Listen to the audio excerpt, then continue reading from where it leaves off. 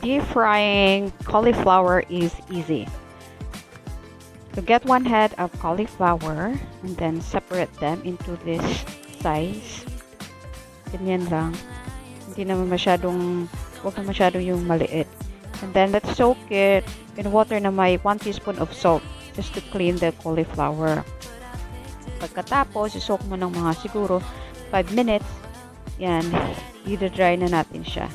Then try to check if walang mga uod na nasa ilalim ng cauliflower because you don't want to eat them, di ba? Yan. So, meron pa. Okay. At pagkatapos niyan, i-dry natin siya para hindi siya basa pag na-fry na natin. So, let's just have them dry. Kasi, we will put those in the beaten egg. Nakita nyo, hindi ko napakita na masyado yun. So, my beaten eggs, yan, I soak the cauliflower and then coat it with yan. Yan, I coat it with desiccated flour, 1 cup of desiccated flour, and 1 tablespoon of crushed pepper. So, i-coat mo lang siya na parang flour sa isa. Ganyan. I-coat mo siya ng maigi na toasty covered. Because that could give a different taste sa cauliflower natin mamaya. And then later, I will also teach you a sauce na perfect for this recipe for this deep fried cauliflower. It's made of, it's called a peanut sauce. And then, when we're done with it, yan, looks so pretty. So, yan, ready na siya for fry. Make sure it's a deep fried siya.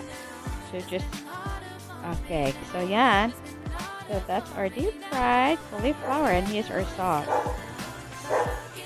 Of 1 teaspoon of white sugar. And then 1 teaspoon of white sugar. Then vinegrette, 1 teaspoon. Then, we'll also put cauliflower. Put about 2 teaspoons of olive oil.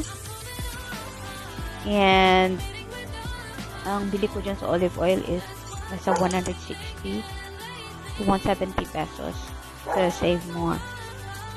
And then we put all-purpose cream, 1 teaspoon of it also. And the main ingredient na peanut. Lily's peanut. Lily's peanut ang binili ko because this is sugar-free. It's light. This is for those who are on diet. But of course, you can use any peanut butter na meron kayo sa bahay. And then, yan, I just added a bit of olive oil. Tapos, just mix it. Mix it well hanggang sa madurog yung peanut butter, hanggang magiging creamy yung sauce natin para maganda siya pag i-drizzle na natin sa cauliflower natin.